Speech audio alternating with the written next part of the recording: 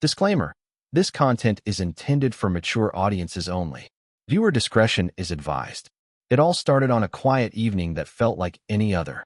The kind of evening where dinner was warm, laughter echoed faintly from the neighbors' houses, and the ticking of the clock on the wall carried more weight than anyone cared to notice. I had just finished clearing the table when my husband came home late, shoulders tense, his expression unreadable. He muttered something about his boss wanting to speak with me. At first, I thought it was odd. Why would his boss want a private conversation with me? But before I could even ask, he avoided my eyes and simply said, "It's important." That word, important, rang in my ears, and I couldn't shake the unease that curled in my stomach. The very next day, I found myself standing in front of a man whose presence felt both magnetic and intimidating. My husband's boss was polite, even charming, but there was a sharpness in his gaze, as if he saw more than he should. When he took me aside, lowering his voice so no one else could hear, I expected a casual word about my husband's work, maybe even a harmless compliment. Instead, what he said left me completely stunned, words that carried weight, mystery, and something I couldn't quite name. And here's where things take an unexpected turn. Because while this sounds like the start of a simple workplace drama, it quickly ties back to one of the strangest and darkest true stories in American history. The chilling tale of Kate Bender, a woman who lived in 1849 Kansas and became infamous as the psychic who lured unsuspecting guests into her family's inn. What seemed like a cozy stop for travelers became a place of whispers, disappearances, and unspeakable acts. Kate presented herself as spiritual, even romantic, telling fortunes and charming visitors. But behind that smile lay secrets that terrified even the strongest of men. Now, you might be wondering, what does my husband's boss, a man living in our modern world, have to do with a psychic murderer from the 1800s? That's the very mystery I found myself trapped in. Because the more I listened to his words, the more I realized he was weaving a story that blurred the lines between past and present, between love and danger, between trust and betrayal. He told me things about my husband's family I had never heard before, strange connections, whispers of old bloodlines, and even claims that some of the darkness that once haunted the Bender family had not fully disappeared. His tone was calm, almost soothing, but every sentence pulled me deeper into a web of questions I wasn't ready to face. Why was he telling me this? Why me, and not my husband? And more importantly, why did it feel like he knew things about my marriage that I hadn't even admitted to myself? At first, I wanted to brush it off. It seemed ridiculous, like some ghost story brought back to life just to scare me. But then, little details began to line up, small truths hidden inside his words. And I couldn't deny the strange feeling in my chest, that mix of fear and fascination, the way your heart beats faster when you're standing on the edge of a cliff, tempted to lean forward just a little too far. The conversation left me unsettled in ways I couldn't explain. His voice lingered in my head, and when I looked at my husband later that night, I found myself staring at him differently, searching for signs, wondering if the shadows from the past could really follow us into the present. And here's the part where I want to bring you in. If someone pulled you aside and told you something that shook the very foundation of your trust, something that tied your love, your marriage, and even your safety to a piece of dark history, would you believe them? Or would you brush it off as nothing more than a story meant to scare you? Drop your thoughts in the comments, because I'm curious. Would you have walked away from that conversation or leaned in to hear more, even if it risked everything? As I share this journey with you, I want you to keep an open mind. This isn't just about secrets or betrayals. It's about how history has a way of sneaking into our lives when we least expect it. Sometimes, the choices of people long gone still shape the way we live, love, and fear today. And in this story, the past is not as far behind us as it seems. So stay with me, because the words my husband's boss whispered that night were only the beginning. They set in motion a series of events that would test my heart, my loyalty, and even my understanding of what it means to love someone. And just when I thought I had heard it all, I realized I was standing at the edge of something much bigger and far more dangerous than I ever imagined. Now the question is, what would you do if the person you trusted most was linked, however faintly, to a name that history has never forgotten? The rest of the story, well, you'll have to decide if you're ready to hear it. When I left the room after that strange conversation with my husband's boss, I couldn't calm my thoughts. His voice followed me like a shadow, and no matter how many times I replayed his words, I couldn't make sense of why he had chosen me to hear them. There was nothing direct, nothing I could point to as a warning. Yet something about the way he spoke made me feel exposed, as if he knew more about me than even my husband did. It wasn't only the content of what he said that unsettled me, but the intensity behind it, the quiet certainty of a man who wasn't asking me to believe him, but almost daring me not to. That night, lying beside my husband, I studied his face in the dim light. He was tired, already drifting into sleep, his breathing steady. I wondered if he suspected that his boss had told me something out of the ordinary. And more importantly, I wondered why he hadn't asked what was said. It was as though he didn't want to know, or maybe he already knew. The questions piled up, but I swallowed them, afraid of sounding foolish. Yet the silence between us felt heavier than ever. The next day, I found myself noticing details I had ignored before. The way my husband's boss would glance at me during conversations, never lingering too long, but always enough to make me feel like I was being studied. The quiet authority in his tone when others spoke to him, as though everyone leaned on his approval. Even the smallest of his gestures carried weight, like he knew his presence alone could bend a room. But it wasn't only power that made him so unsettling. It was the strange warmth he wrapped his words in, the way he made even dangerous ideas sound almost comforting. He spoke of the past like it was a living thing, not history, but something breathing just beneath the surface of our everyday lives. And when he mentioned the Bender family, it was not as a distant tale of crime and fear. It was as if their story still had threads tangled in the present, threads I was somehow brushing against without realizing it. I couldn't shake the feeling that he saw me as part of something bigger, something I hadn't agreed to be part of. His words about family, about bloodlines and hidden histories, made me question my own choices, even my own marriage. It was a strange feeling to be both frightened and drawn in, to want to walk away, but also to lean closer, just to hear what might come next. I began reading about Kate Bender and her family in quiet moments, my phone glowing late at night while my husband slept beside me. The more I read, the more unsettled I became. Kate had been described as attractive, charismatic, a woman who lured people in with soft words and a promise of spiritual connection. But behind her charm lay something darker, something no one suspected until it was too late. I found myself wondering, what if charm itself is a weapon? And what if my husband's boss was wielding it the same way, only in a different century, with a different purpose? Still, there was something else I couldn't ignore. Beneath the unease, there was a spark I didn't want to name out loud, a strange current of tension between us that felt dangerously close to something more. He never said anything that crossed a line, yet the way his words lingered left me with questions I didn't dare admit. Was he warning me?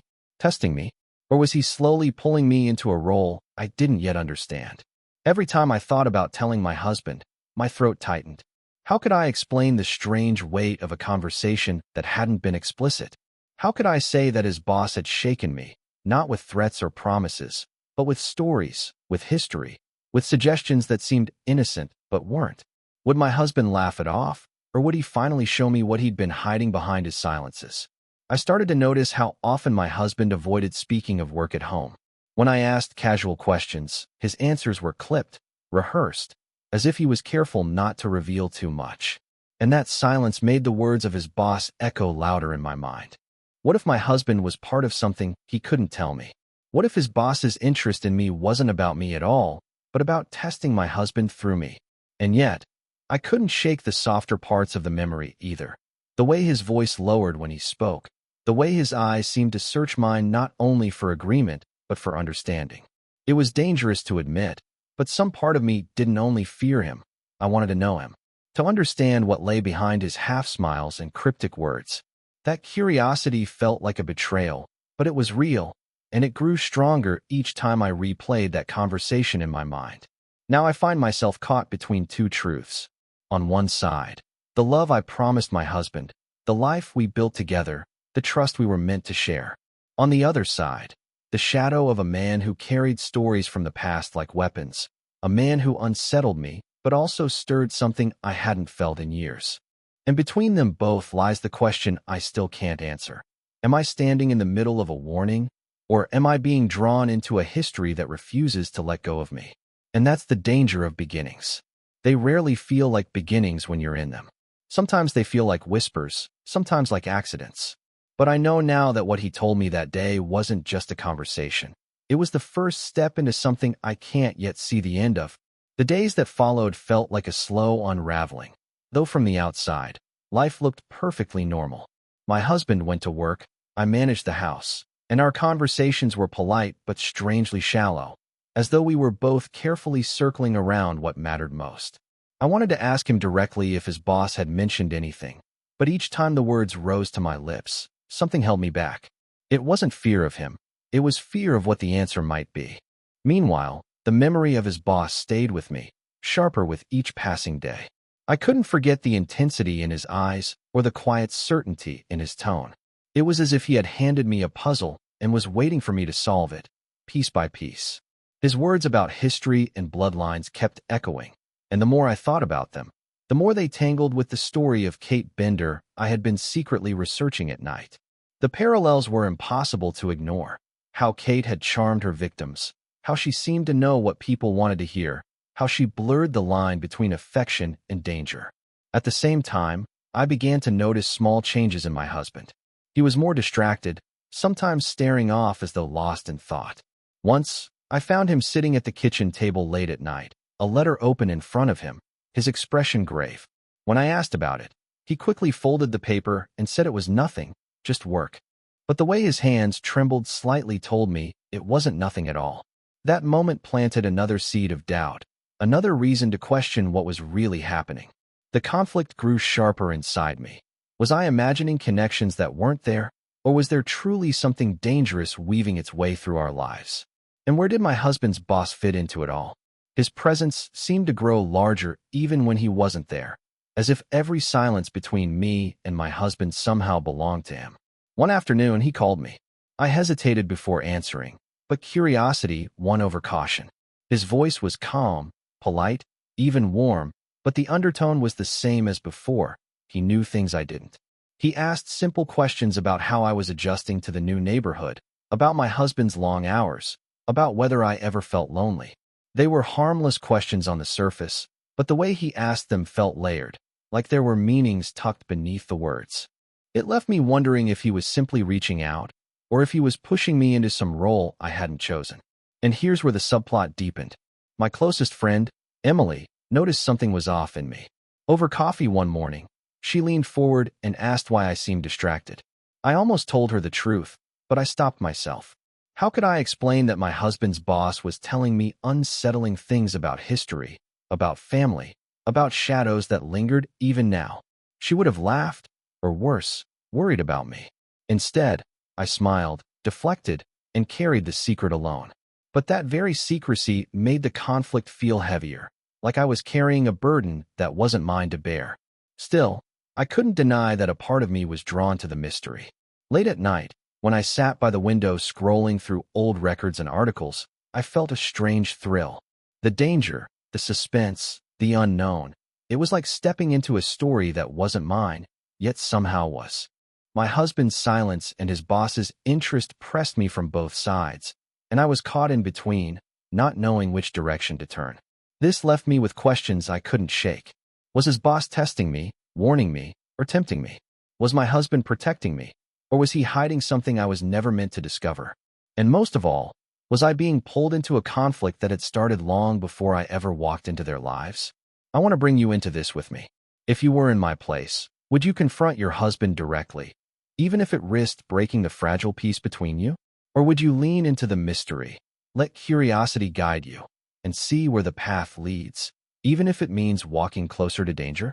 Share your thoughts in the comments. I want to know how you would handle the choices I'm facing. Do you trust silence? Or do you trust the whispers that refuse to leave your mind? The tension is building, and I can feel it pulling tighter every day. Whatever is coming next, I know it will force me to choose. But right now, I'm still trapped between love and suspicion, between loyalty and temptation, between the safety of what I know and the dangerous pull of what I don't. The days that followed felt like walking on a bridge made of glass.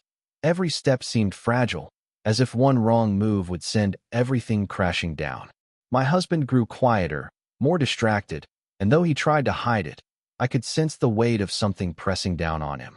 His late nights became more frequent, and when he was home, his presence felt like a stranger's. He no longer looked me in the eyes the way he used to, and when I asked the simplest questions, his answers were short, almost rehearsed.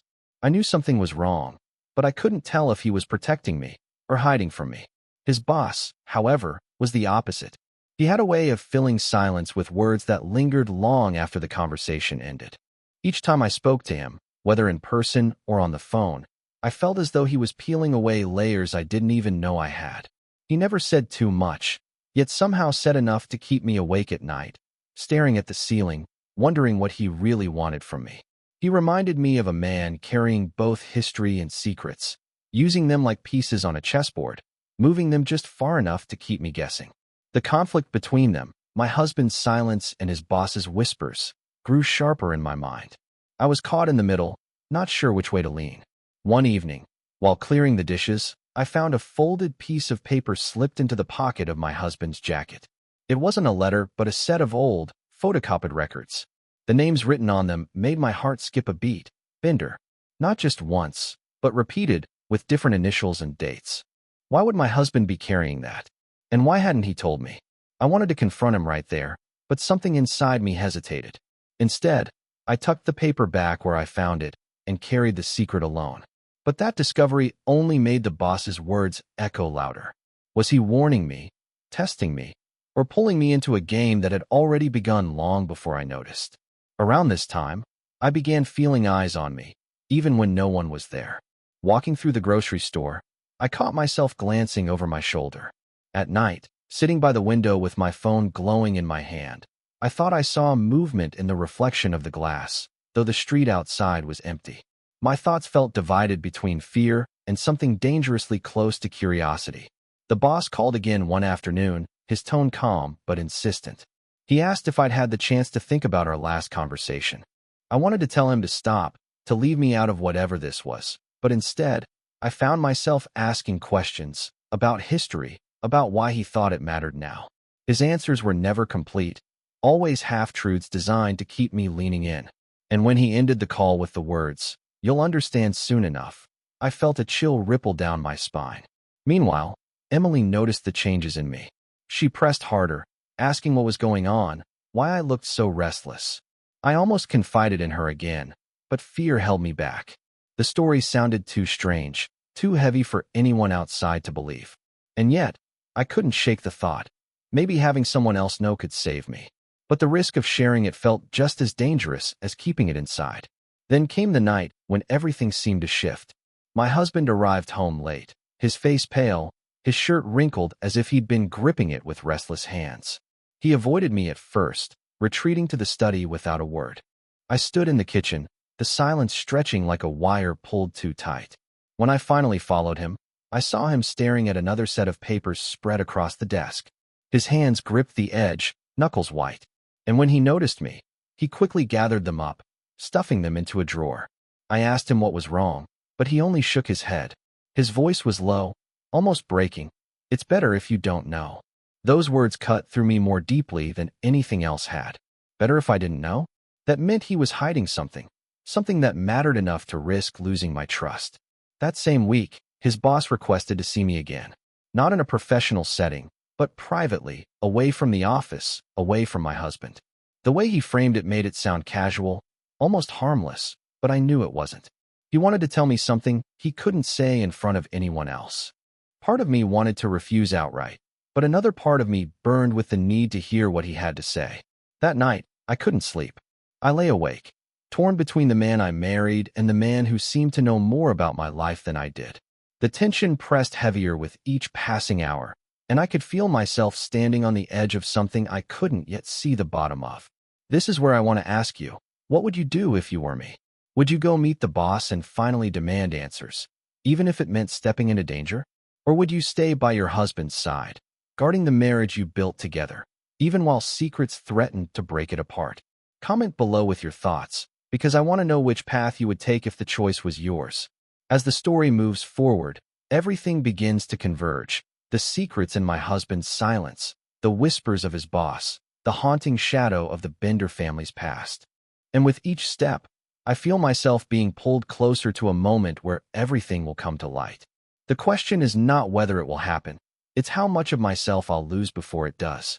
The night after I found my husband clutching those papers, I felt the weight of silence heavier than ever. The house itself seemed to breathe differently, each creak of the floorboards echoing like a warning. My husband spoke little, and when he did, his words felt rehearsed, cautious, as though every sentence was carefully measured to keep something hidden. I tried to steady myself, to remind my heart that this was the man I had promised to trust, yet I couldn't ignore the growing shadow that had wrapped itself around our lives. The call came the next morning. His boss's voice was smooth, calm, yet edged with something that made my pulse quicken. He didn't ask this time, he told me, "Meet me tonight. There are things you need to see with your own eyes." It wasn't a suggestion, it was a statement, and though I wanted to say no, the truth is I didn't. Curiosity and dread tangled inside me, and by the time I hung up, I already knew I was going. That evening, I slipped out under the excuse of meeting Emily. The streets were quiet, the air thick with a strange tension that made me glance over my shoulder more than once. When I arrived, he was waiting in a quiet corner of a small cafe, a place so ordinary that it almost made the moment more unsettling. He greeted me not with a smile, but with a knowing look, as if he could see the conflict churning inside me. He slid a folder across the table. "Read," he said simply. My fingers hesitated before touching it, my heart pounding. Inside were documents, photographs, old newspaper clippings, all centered around the Bender family. But it wasn't just history. Scrawled across the margins were notes, connections drawn between names and dates. And there, buried within, was something I never expected, my husband's family name, linked directly to one of the Bender's surviving relatives. The room seemed to tilt. I blinked, trying to process what I was seeing. Could it be true? My husband, tied by blood to a legacy of deceit and violence? My first instinct was to deny it, to say it was impossible, but the details were too precise, too carefully documented. My husband's boss leaned closer, his voice low. "You deserve to know who you married. He may not be guilty, but the past has a way of bleeding into the present." I should have felt anger, betrayal, even disgust, but instead, I felt something more complicated. A swirl of fear, sorrow, and yes, an inexplicable pull toward the man sitting across from me. There was a steadiness in his eyes, as if he had been waiting for me to see this truth all along. And that made me question everything. Why he was showing me this, what he stood to gain, and why he seemed to care so deeply about how I received it. As I sat there, trembling, he reached across the table, his hand hovering just close enough for me to feel its warmth. He didn't touch me, but the nearness was enough to send a shiver through me.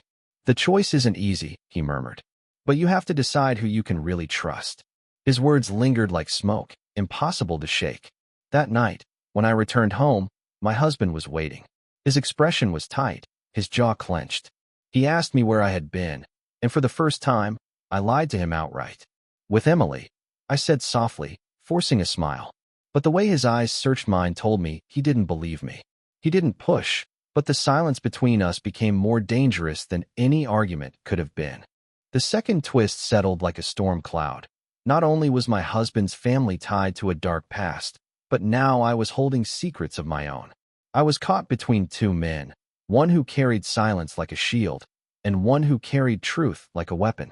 And the romantic tension between me and his boss grew sharper, threading itself into every thought, every doubt, every heartbeat I tried to quiet. The stakes were no longer about whispers or suspicions. They were about identity, loyalty, and the possibility that history wasn't finished with us yet. My husband's late nights, his trembling hands, his desperate attempts to protect me, they all looked different now. Was he keeping me safe from his family's legacy, or was he hiding his own connection to it? And what role was his boss truly playing? Was he my ally, or was he using me as a pawn in a game I still didn't understand? The tension thickened with every passing day.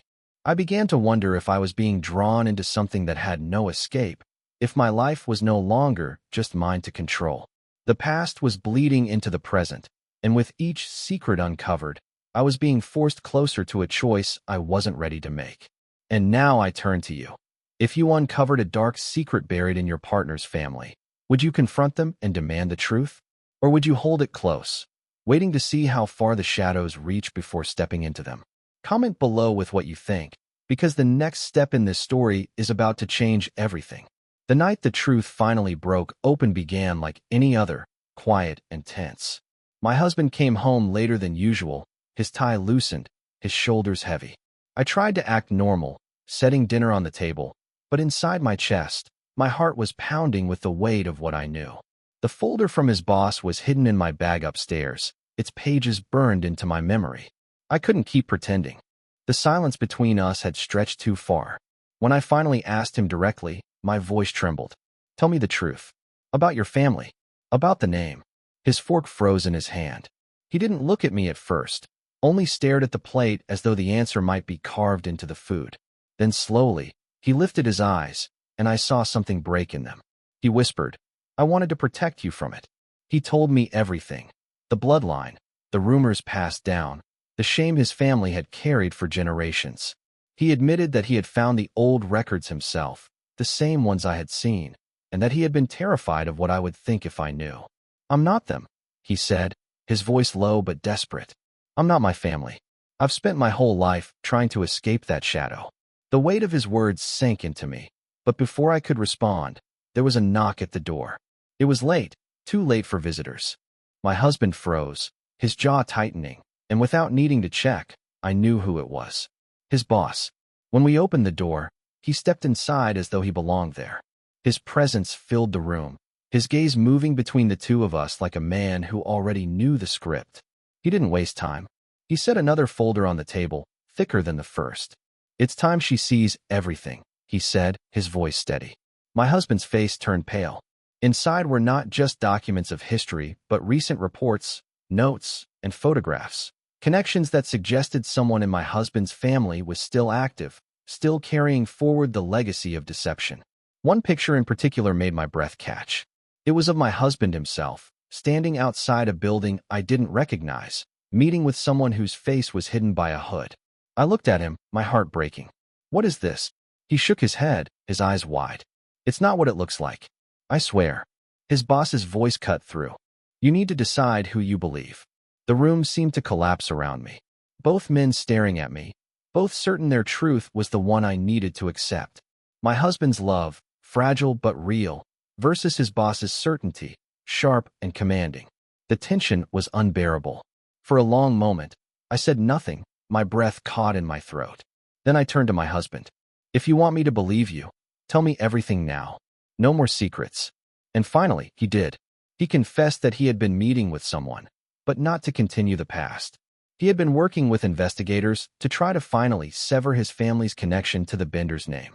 The hooded figure was an agent, someone helping him track the last traces of those who still used that legacy for power.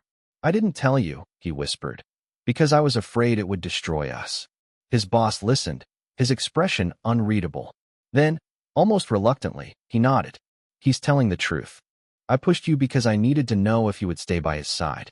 This family's history is dangerous, and only together will you survive it. Relief and anger crashed over me all at once. I wanted to scream at them both, for the secrets, for the manipulation, for the way I had been used like a pawn. But beneath the storm, a strange calm settled. I finally understood. The truth wasn't that my husband was guilty. It was that he had been carrying the burden of redemption alone. And yet, just as I thought the air might finally clear, the final twist came. Among the papers was a single note, written in hurried script. She knows. The name signed beneath was Emily, my closest friend, the one I had almost confided in. I stared at it, my blood running cold. Emily had been closer to this story than I ever realized. Was she watching me, feeding information, or something worse? Both men fell silent, the realization sinking in. The danger wasn't only in the past, it was standing closer than I ever imagined. And in that moment, I knew the story wasn't over. It had only shifted, pulling me into an even darker truth waiting just beyond the edge. When I looked down at that note, she knows, with Emily's name signed below, a chill rippled through me. The room had gone utterly still, each of us trying to process what it meant. My husband sat forward, hands clasped tight as though afraid I would slip away from him. His boss leaned back, eyes narrowing, already calculating the next steps. For me, The truth was simple and crushing.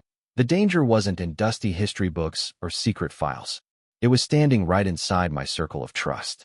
The days that followed were heavy, but clarity began to take shape. My husband and I confronted Emily together.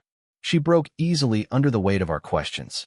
Tears streamed down her face as she confessed that she had stumbled across some of the family documents months before and had started feeding information to others, thinking she could control the story or maybe even profit from it. She hadn't realized how far things would go. She swore she never meant to hurt me, but her betrayal stung deeper than any family secret ever could. In the end, my husband's boss made sure the records were handed over to the right authorities.